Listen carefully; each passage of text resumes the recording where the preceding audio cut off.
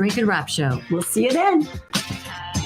That's the Drink and Rap Show every Thursday from 3 to 4 p.m. right here on the Tan Talk Radio Network. It's rich, refreshing, and rewarding. Tune in every Wednesday from 9 to 10 p.m. for the positive, powerful, and provocative Rich Kemp Live radio show. Your host, Bahamian empowermentalist Rich Kemp, will spend the hour empowering you to empower you. You don't want to miss this uplifting hour every Wednesday from 9 to 10 p.m. That's Rich Kemp Live on the Tan Talk Radio Network. And visit his website, rlkemp.com. Do you have questions after being injured in a car accident or injured because of someone's negligence? Do you feel overwhelmed or uncertain about the next steps after being injured in a crash? The personal injury attorneys at Peronic, Caulfield, Averill, and Noyes have been helping their injured clients since 1955 and are now on this radio station to provide guidance to you. Listen to FLA Law each Tuesday from 5 to 6 p.m. Let their decades of experience help you and your family. Offices in Clearwater, non-attorney spokesman. Hi, I'm Dawn with Sunkist Charters. Come and sail with us on a 37-foot endeavor out in the Gulf of Mexico. Up to 6 people, $100 an hour, 3-hour minimum. You can split it between each other. Pet friendly, bring your own food, drinks, restrooms on board. Make it a memory maker. Call 727-871-7788 or call 727-315-4936. SunkistCharters.com. We'll see you out at the Gulf of Mexico. This is the Tan Talk Radio Network.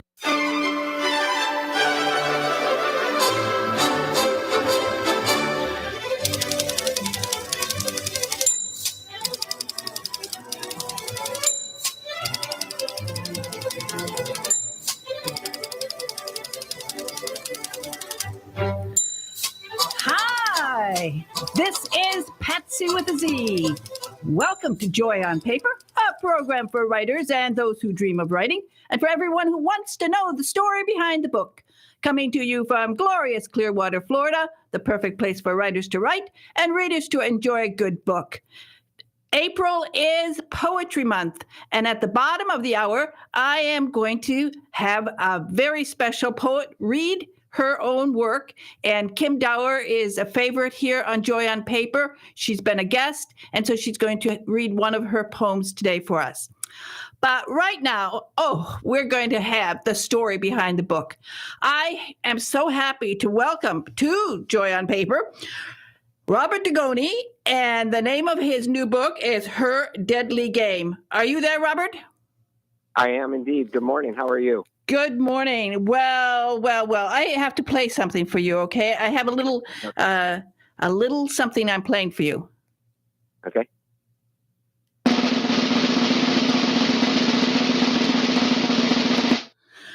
A drum roll, because you deserve it. Well, thank you very much. This is the birth of a new series, I'm sure. This is... I tell you, I was so, I don't know what I could do with you today, because I could spend the whole time just saying, you're brilliant, you're brilliant, you're brilliant. I knew you were brilliant before, but now you're more brilliant. Well, thank you. That's very kind of you. This book is so good. It is brilliant. What am I going to do with you? Her Deadly Game. Oh, this is a deadly game. I tell you, there's so many things about this book it's perfect. I love legal thrillers generally, but there's legal thrillers, and then there's this. You write in what I call a rat-a-tat-tat form. Now, that's also for me, it's very funny that when I started reading the book, I said, oh, this is rat-a-tat-tat, which is also a term I use in chess, because it is when things are just coming so fast, boom, boom, boom, boom, boom, boom, boom, one thing after another. And, it's not a real chess term, but that's when you play with somebody who's doing that, it's really exciting. And you're writing that way. You just write one thing after another. It just pulls us in and pulls us in and pulls us in. And it's so clean and it's so beautifully done. It just took my breath away. Well, thank you. Yeah, I mean, that's the goal with a thriller, right? Whatever you're writing, a legal thriller, a police procedural thriller, whatever it is, you want it to thrill people. You want to have them, keep turning the page and not give them an opportunity to have a breather and put the book down. Well, exactly. I started this on a Sunday afternoon and I didn't have a breather. I mean, I was like, I had to get up a few times, but nature called, but other than that, I didn't want to stop. It is just so good. And I want to really, I need to thank somebody really special in your life. And she deserves this recognition. I play a drum roll for her. Gracie Doyle is brilliant. She really is. I really have found a home at Amazon Publishing. And, Gracie is a great, not only a great editor, but she's just a great sounding board for me. I will call her up and I'll say, I have an idea for a book. Here's kind of what I want to do. And in this particular instance, she said to me, I'd really love to see you do another legal thriller. She said, you're very good in the courtroom. Your scenes in the courtroom are, really, really kind of your best writing. Can you do a legal thriller, but incorporate all the other things that you love to do, which is police procedurals and family dynamics? And so I came up with Kira Dugan and the Dugan family, and I came up with a case for her to defend for her law firm, which is her father's law firm, which is Bailey. And I gave her, her own personal skeletons in her closet. She comes from an alcoholic household. Well, okay, we're not gonna go through all of it. We're not, I'll tell you one thing. This is so good. You created from just everything that you've done, but now you've wrapped it all into this wonderful, wonderful family dynamics, which you're so good at anyway. I mean, ever since, what was it? Which is the one where you have, Ordinary Life of Sam Howe. You're so good at particularly doing families at dinner. that kind of thing. You're great at that. So here you have this opportunity to create this family, and they are so fascinating. And you've left so many. There's so many things you're going to be doing with this family. It is the start of a series. I'm not wrong, right? No, you're not. You're not. It is the start of a series. Yes. I would. If I'd have to come over there and hit you on the head with a book if you weren't going to continue, because this is just too good. I mean, sometimes everything just falls in place, and things just fell in place for you with this one. This is just so good. First of all, of course, the name, Her Deadly Game. I'm not going to tell everybody what is in this book, but as I said, for me, and I had no idea there was going to be anything to do with anything about chess in it or any but when I had this feeling, this rat-a-tat-tat, I love that kind of writing. This takes my breath away, and I said, wow. And she's right.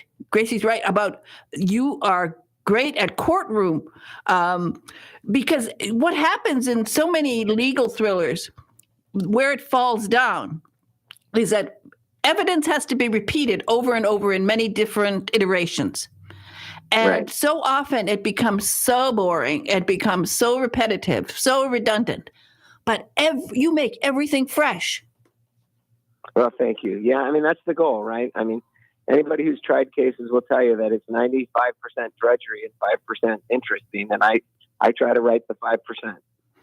Well, you certainly have. And as you said, Kira Duggan and the entire family, her father, Patsy, which is Patsy with a S-Y, as opposed to my name, which is with a Z-I. Patsy. But I do it's funny because my name is Patsy. A lot of times people will think that I must be Irish. You're right. But it's so funny. I love the Irish accent, and so I don't mind. And as a matter of fact, when I started Joy on Paper, I just celebrated the 8th anniversary. I started the program on St. Patrick's Day. Oh wow! So it all sort of blends in.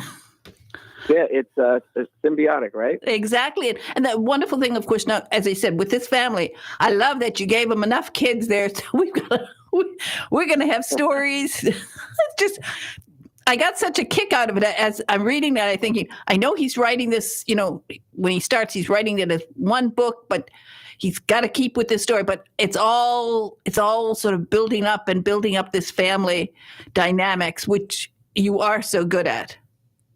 Thank you. Thank you very much. I appreciate it. I mean, I remember back when was it my sister's grave, which was, of course, your big sort of breakthrough thing. Oh, everything about your writing is great, but this book, I just felt, whoa! I'm flying with this book. Thank you. That's the goal. I wanted to make it fun. I wanted readers to have an enjoyable experience. I wanted it to be a puzzle book. I wanted it to be a game.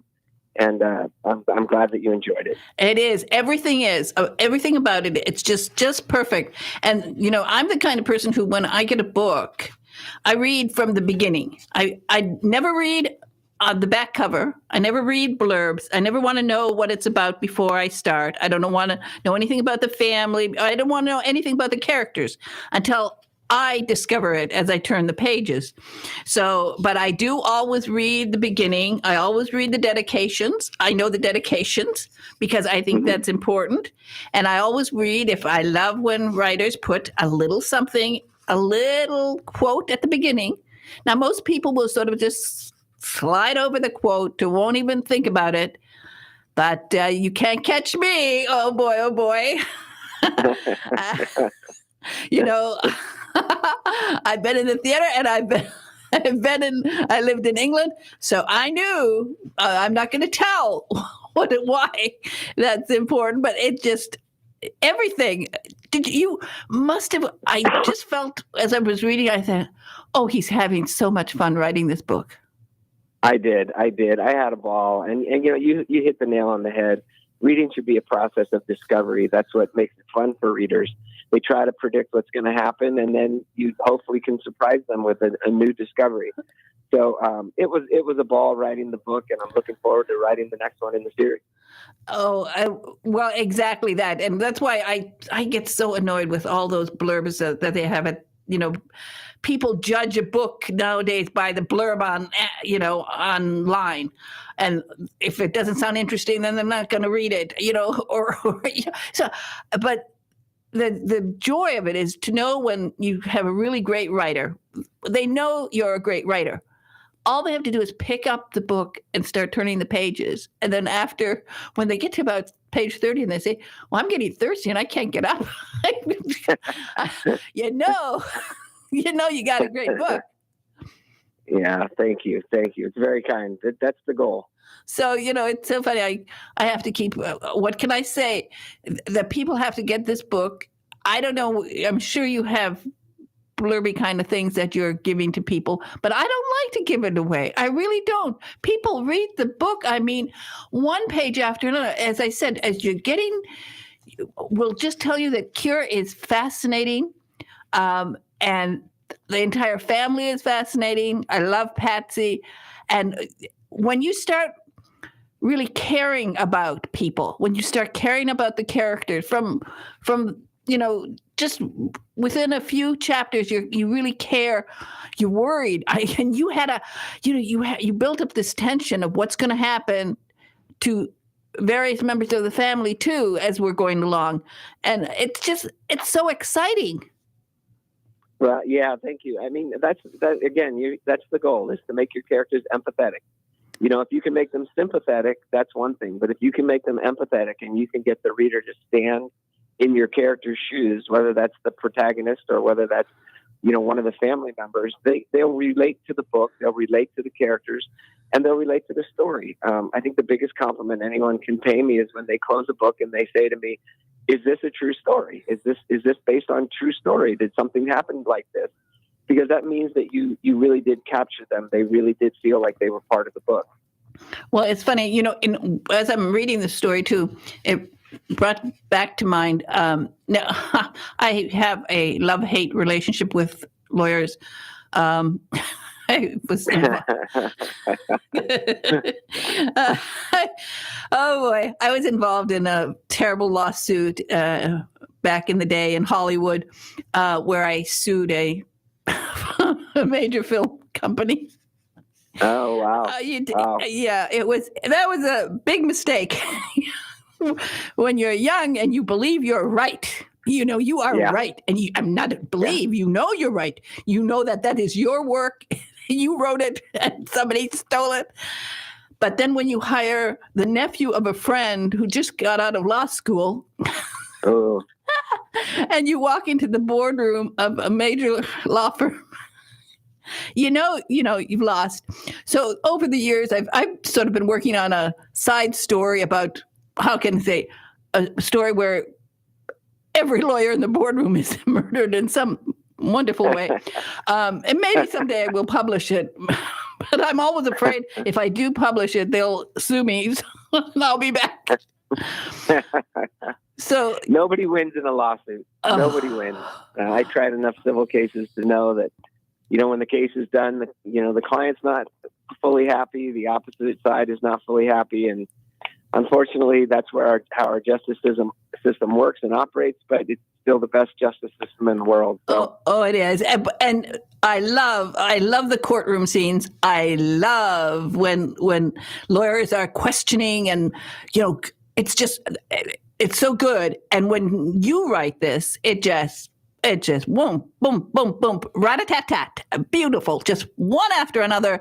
You just take us away with this, the examination, the cross-examination. It's perfect. Well, thank you. It's not an easy skill, and I've had the fortune of trying some cases with some really good lawyers. And when you watch a really good lawyer do his job well, it's really fascinating, and it's really entertaining. And that's what I was trying to do. I was trying to put a lawyer in the courtroom who's very, very good at what she does, and allow the reader to see the intuitiveness that she displays and her ability to adapt. All those things. But that came, again, from spending time in the courtroom with some really, really talented people and trying to emulate them. Well, you captured it, because, as you said, it's not easy. And again, this is one of the, you have legal thrillers, they have a premise, your premise is the easiest of all. It's such a simple case, and yet you have done so much with it. And so there's when the courtroom scenes came up, I said to myself, oh my goodness, this is so great. And it reminded me, now, of course, you've been to London. Have you ever gone to Old Bailey? To where? Excuse me. The court in London. All the court cases are in Old Bailey. Next time you go, you have to go. You have to go and watch. I do. You have to watch them. As a matter of fact, one of the cases I watched, you can get in there. You can get in Old Bailey. You can sit in the gallery and you can watch them working. And they are good. They are and they're literate too. So you have to sometimes be really smart, because they actually, they use literary terms sometimes and it's very good. They're very fast. But there was a lawyer in there, an Irish lawyer. A solicitor, as they go. And he was so good, so fast, and witty. It was absolute joy to watch.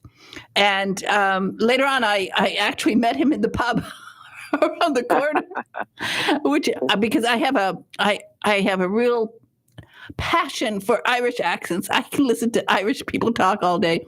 So, but that, for you, because you're so famous, when you get to London next time, go to Old Bailey. Not only you'll sit in the gallery and watch some cases, but they'll give you the grand tour, which is, this is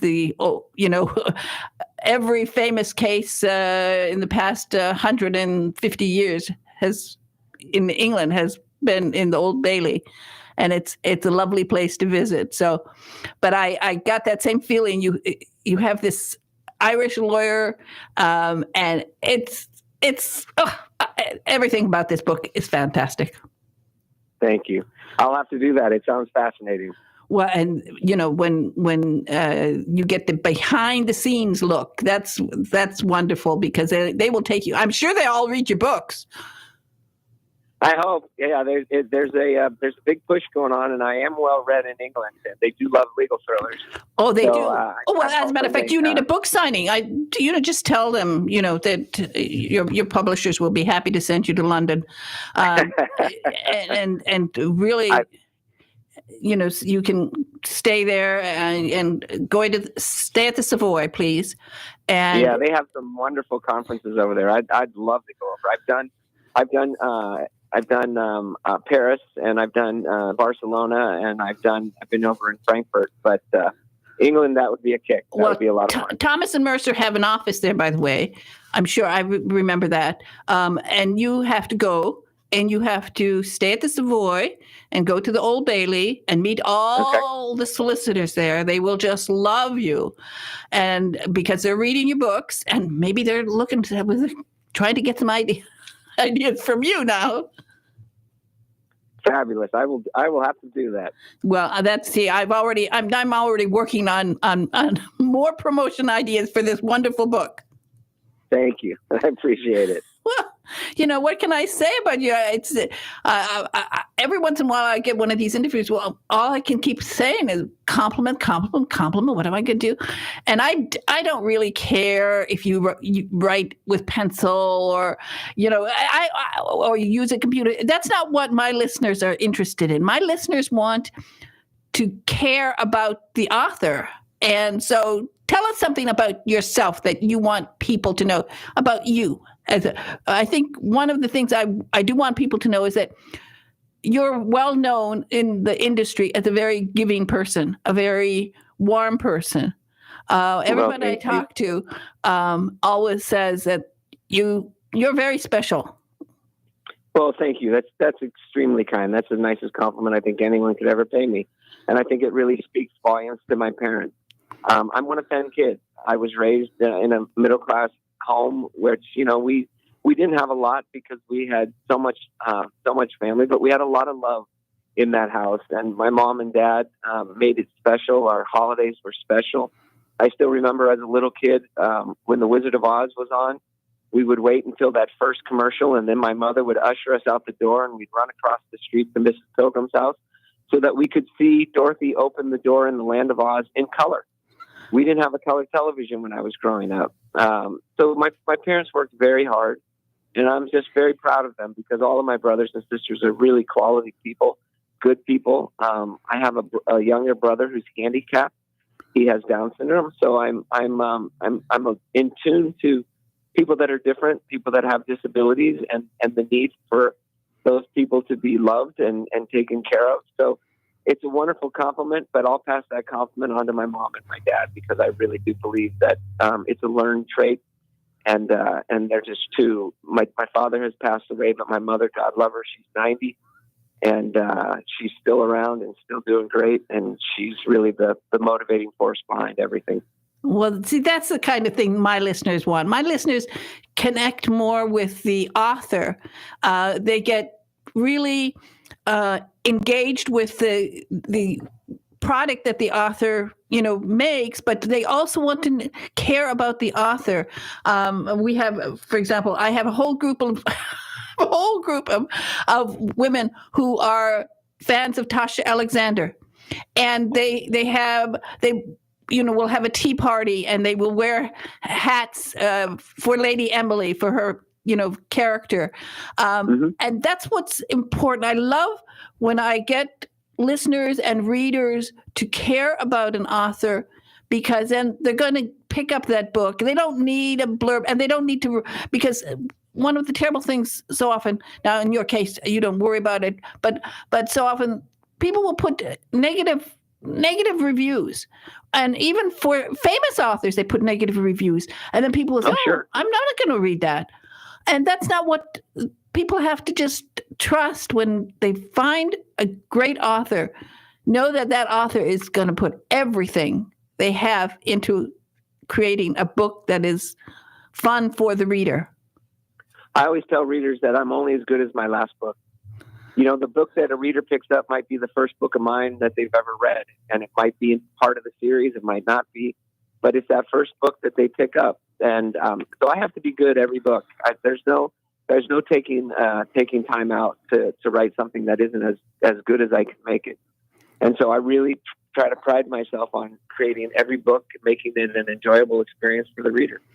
And you certainly have with this book. And as I said, Her Deadly Game. Oh boy, it is so good. I had to pull out. I will let my listeners know. I had to pull out my chessboard. I have a chessboard actually with the pieces are glass. So I actually had a glass chessboard next to me, and I haven't had anyone to play chess with for a while, but I just enjoyed that whole idea, and just everything about the book. It is perfection. Thank you. Very kind. So, and again, you are very lucky and very, blessed, as you said, in many ways. But you are very blessed that you have somebody like your editor and Gracie Doyle.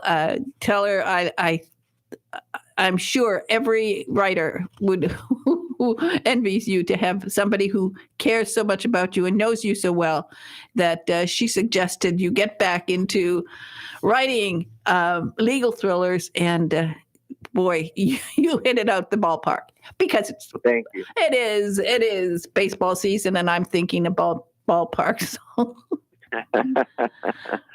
I have a great team behind me. Gracie is terrific, and the whole Amazon team has really, really gotten behind my work. And you're right. I'm very fortunate. I'm very blessed to have a publisher that believes in me. And they told me once that my job is to write the next great book, and I've taken that to heart. Well, you certainly did. And you did it with Her Deadly Game, Robert Dugoni, and you have a website. People can go there, and I'm sure they can sign up for newsletters and stuff and find out where you are. You were supposed to be here for my birthday. You were going to be wrapped up in a ribbon. March 28th was my birthday, and you were supposed to be on the program, and then it got canceled, and I was like, oh my gosh. I apologize. I was traveling. I was on an airplane, and I told my publicist, I said, if I'm going to make the sign-in Phoenix, I'll never be able to do it. So I'm glad we got a chance to talk. And you got to Phoenix, and that is a great bookstore, isn't it? It is. Yeah. Poison Pen with Barbara Peters. Oh, it's the best. It's one of the best. And she's lovely, and the bookstore is lovely. So I'm glad you were there. But I was thinking about you on my birthday.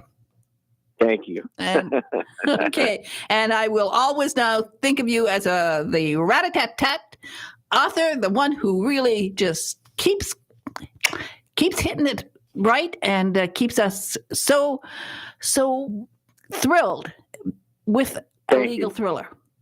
Thank you very much. Okay. Thank you for joining me today. You are a joy. Thank you. I enjoyed it very much. Okay. Bye-bye. Bye-bye now. Bye. All right. Okay. We're going to play the poem. Let's play, because it is Poetry Month, April, and we're going to play a poem, and then I think my guest is on, so we'll come straight back. Hi, everyone. My name is Kim Dower, and I'm going to read you a poem called I Wore This Dress Today for You, Mom, which comes from a collection by the same title.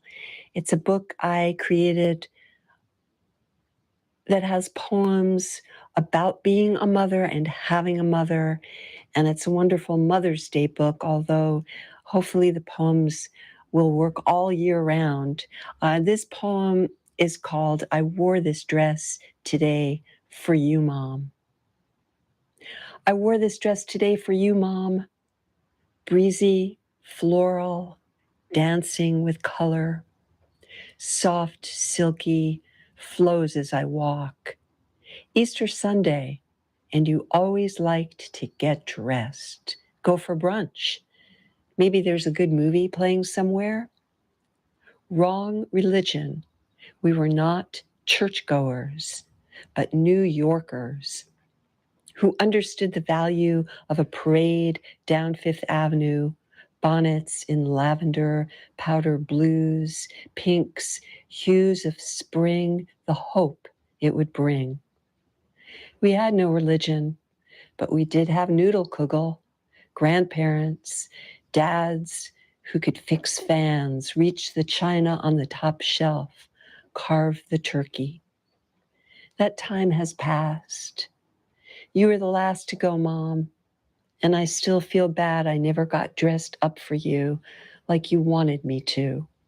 I had things to do.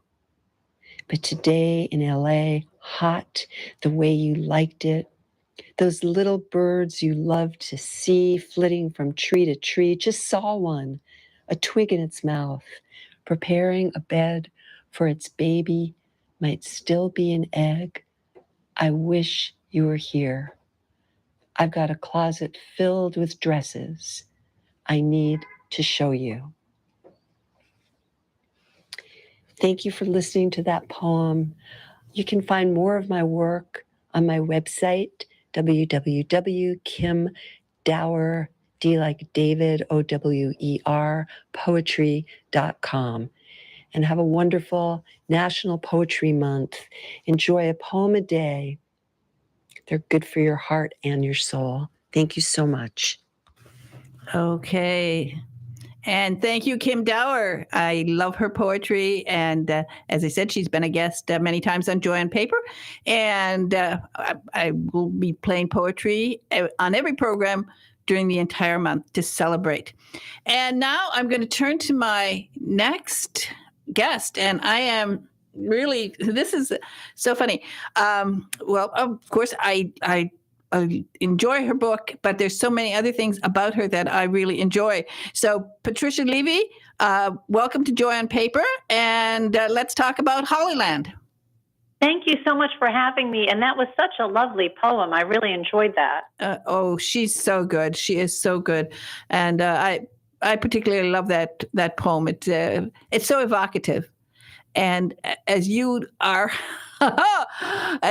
somebody who loves the arts and who loves words, I thought that was a nice poem to play just before you get on the program to talk about your own work, which is really quite amazing. Oh, you're so kind. Thank you. Well, of course, you get to use in your new book called Hollyland, which is a love story. And it's nice. It's it's refreshing. They're not teenagers, so what do you want to tell people about Hollyland? And then I want to talk about it. What you were able to do in this book is to use the subject that is your overall big subject. I should introduce you as a PhD. So it's Dr. Levy who understands a lot about art, and you get to use that also in this book. That's right. Thank you. So Hollyland is a love story. It's really a light, feel-good celebrity romance. The protagonist is Dee Schwartz, and she's 40 years old, and she is a writer and an arts researcher. And in the opening scene, by happenstance, she meets Ryder Field, who is a famous actor who's descended from Hollywood royalty, and he's known as sort of a bad boy, and he's 50 years old. And they just have an instant connection, and they both lost their mothers at a young age for different reasons, and that profoundly affected both of them. And through that sort of shared loss and grief, as well as the passion they both have for the arts, they fall madly in love. And the book is really their love story. And while writing it, it's also a celebration of the arts. I've spent the last 20 years as an arts researcher in addition to being a novelist, and I've written many nonfiction books about the arts. And this was the novel that I sort of wove it into through these characters, and especially Dee.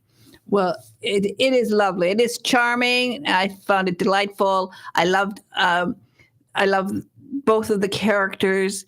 As you said, he's 50 years old, but he's in some ways the bad boy of Hollywood. they can be pretty old over there, but the nice thing, that idea of falling in love and sort of spontaneous combustion kind of thing, I like, because I fell in love with my husband in an instant. I mean, literally. Oh, I love that. In an instant. He walked to the door of my office.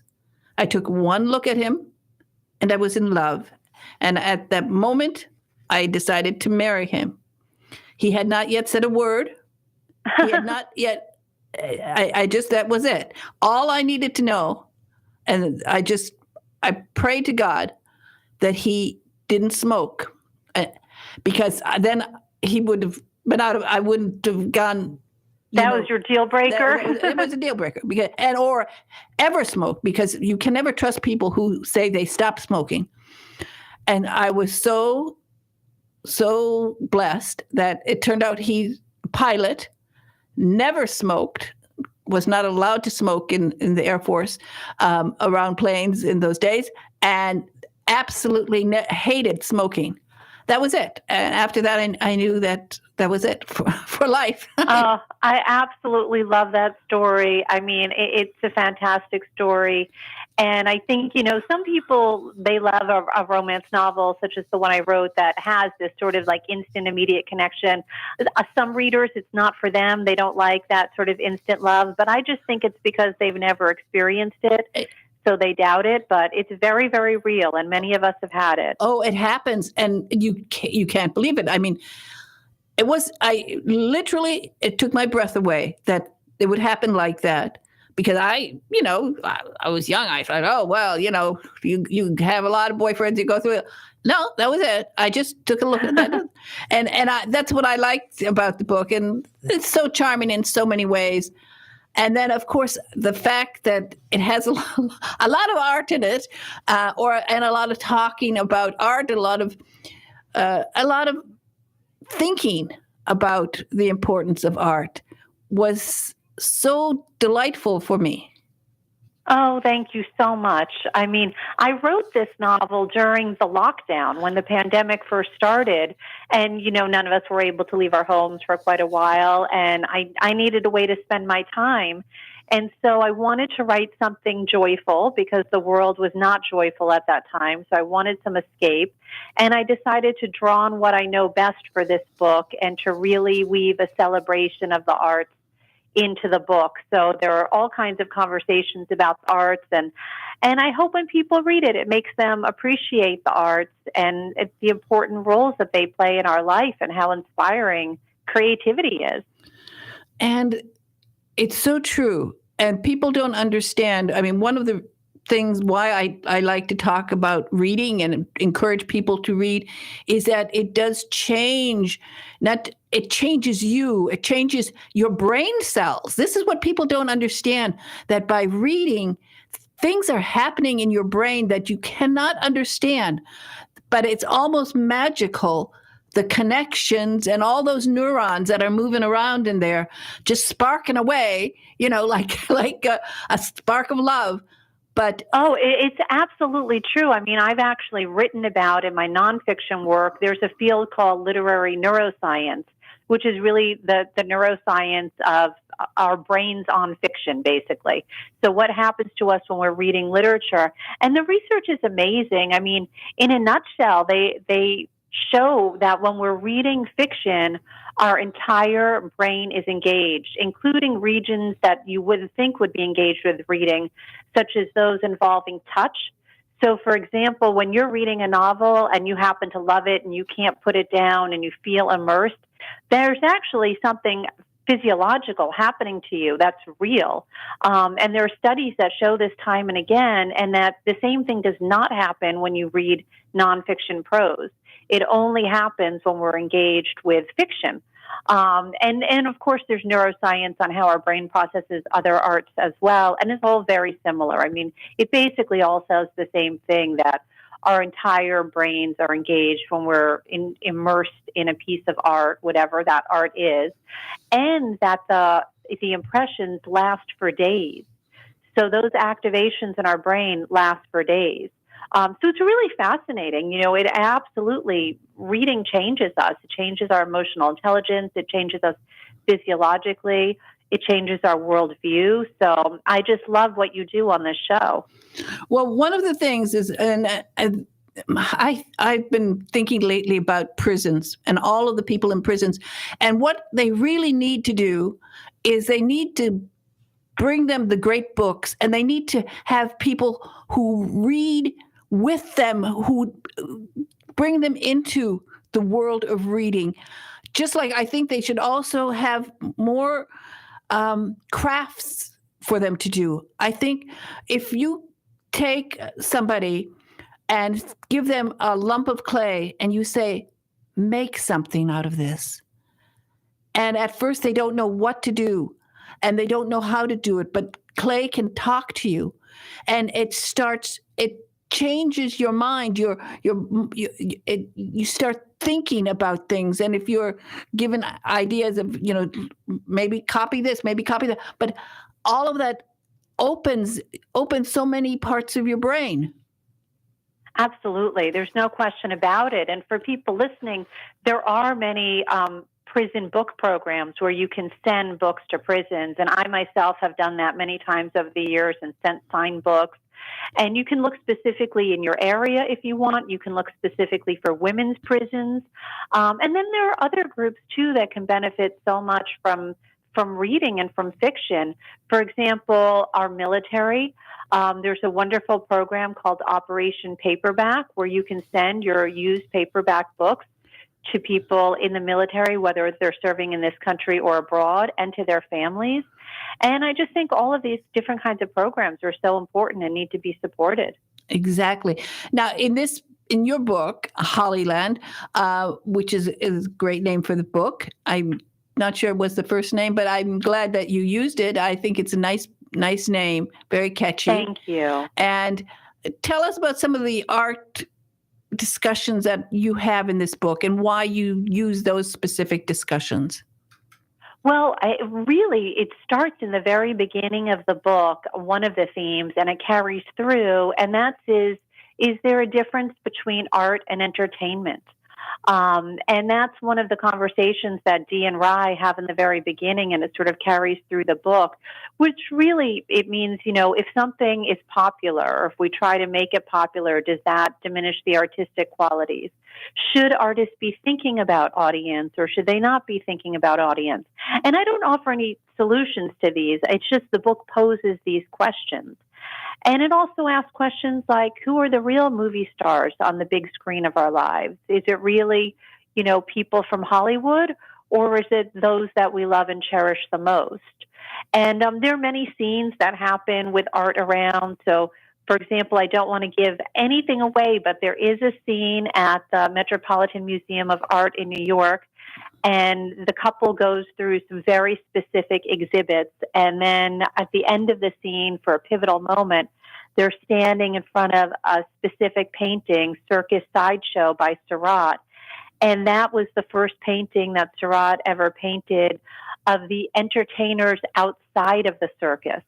So the street entertainers, the street performers, they're people who are doing it for tips and who aren't being paid. And so it was just interesting to put this scene there where you have a multi-millionaire Hollywood movie and TV star, and you have this arts researcher who just has this love and passion for the arts, having this discussion of what's the difference between the paintings hanging on the walls in this museum and the street art we saw in Central Park. And so it just raises questions throughout the book about the different roles of arts in our lives, the different kinds of art, how we might look at things differently. And it's really a celebration. It is. And I that scene, I love.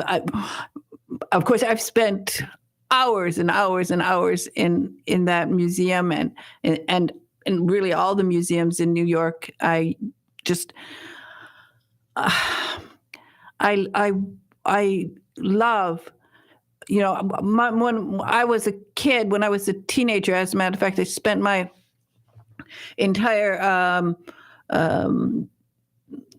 junior year in high school at the Detroit Metropolitan Museum of Art. Oh, wow. Well, because I skipped school. But the vice principal gave me. They realized that it was really ridiculous. Other than to go in for Latin classes and chemistry classes, it was ridiculous for me to go into school because I had read more books than all the teachers combined. So, so by that point in my life, so they just let me do what I wanted to do, which is spend my time in the museum. So that year was just immersed. I was immersed in art and had the opportunity also to meet some great artists who were having exhibits there.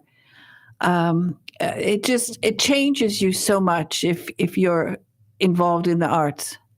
It does. It really does. I mean, I've been very lucky to be immersed in the arts my entire life. I grew up, and my mother is a painter, and there were other artists in my family, and I spent my childhood going to museums and art galleries, theater. I started taking ballet classes when I was 5, which I did for 14 years. I was involved with theater, and I've been doing creative writing and, of course, reading my whole life. So I feel very, very lucky that I've been exposed to so much because it's so enriching in so many different ways. Well, your books are excellent. Your other books, and for the writers who are listening, for anyone who's writing, you really have to go and look at Patricia's website. She's got a list of her books there, and one of them is called Method Meets Art. And the other one, which is really, it's so important. The Handbook for Arts-Based Research is a great book. Again, writers need to go more into art, understand it better, and use it in their books. Thank you. Thank you so much. And I have a recent book called Reinvention Methods of Social Fiction, and it's all about the merging of writing and creative writing practices and other forms of research that we do. And so there's an arts narrative in that too. But I really wrote that book for writers. But I do think that, as writers know, when we're immersed in a story world we're creating, there's this very magical process of discovery that's happening. And that's something that we can experience through all of the arts, whether it's creating it or just experiencing it and consuming it. And it's so broadening. It changes your worldview. It does. And you write, your nonfiction writing is great. It's very readable, very easy to understand.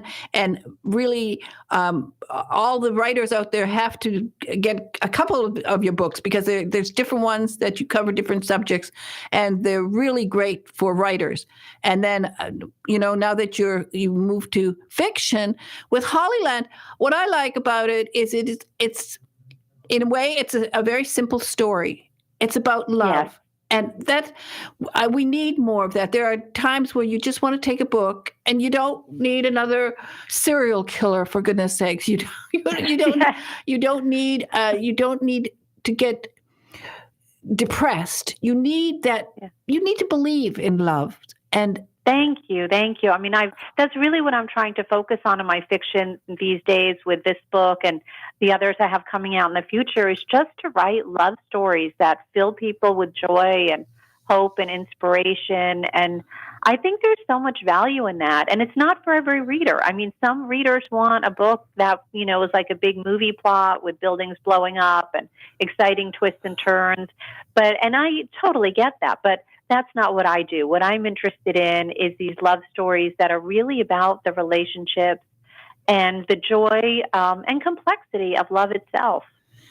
Exactly. And we need it. You're right. We need it.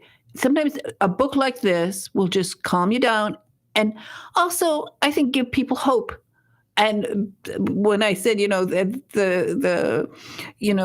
your characters are not young, and that's what people need. They need to know that, you can be in love at 40 and 50 and 60, and love is there if you reach out for it, if you watch for it, if you take chances of going out and, now that we can get out of the house again, meeting That's people. absolutely right. I mean, one of the real messages of this book is that, no matter what's happened in your life, there might be magic right around the corner. So you have to go out looking for it. You have to go out searching for that gold dust in your life. And I love that the characters in this book found each other later in life, as many of us do.